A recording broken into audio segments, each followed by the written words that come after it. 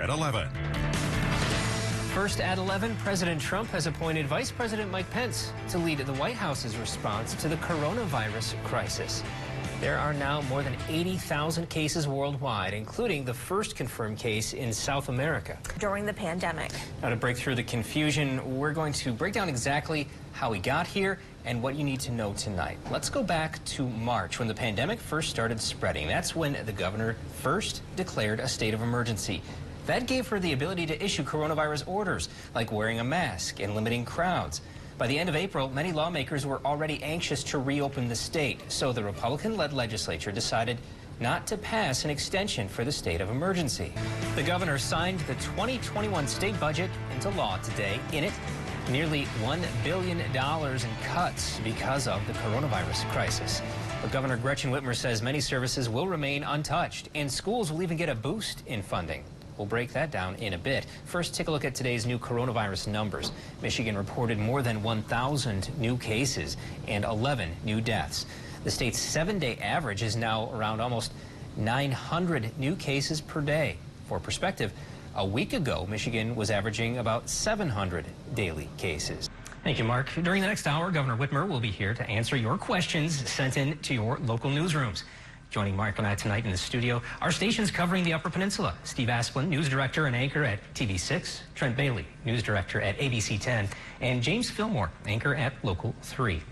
Viewers from across northern Michigan have been sending in their questions for the governor. And Governor Whitmer, thank you for joining us to take our questions tonight. Well, you've had many questions. Thank you. Thank you all. All right, we've got a delay, but we're moving forward. You took executive action today to extend Michigan's state of emergency to July 16th, and we've had many viewer questions on the methods that you rely on to make decisions like that and the stay-at-home order, saying that you lack transparency in those decisions. And without that information, some have made up their own theories and spread them on social media. When you point to the science and the data, what are those sources, and what are the specific triggers that you use to decide when to extend orders or lift them?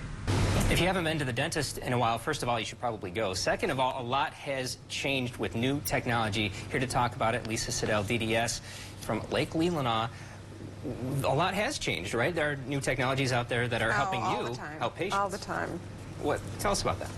Now, we brought you live to one of the FBI raids near Cadillac last night, and as soon as word of the plot came down this morning, we fanned our crews out across the region. David Lyden is live in Antrim County with where the investigation stands now. Madison Schlegel is in Elk Rapids, where much of the plot was set to take place.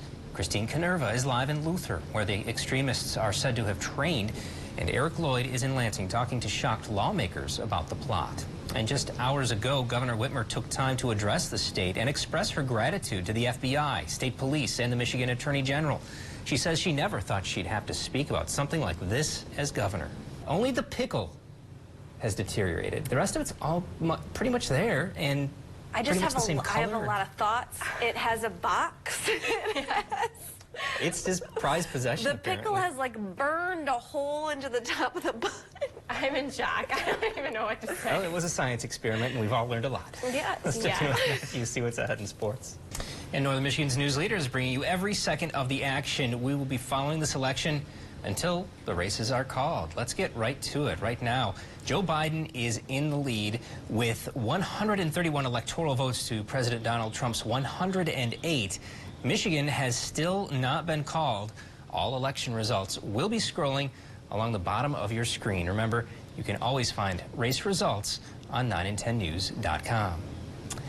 And our coverage spans the state tonight. We have 5 crews in the field with Bill Freilich on analysis. We begin with 9 and 10's David Lyden, who joins us live from Lansing with how both the Democratic and Republican parties are reacting to tonight's results so far. David?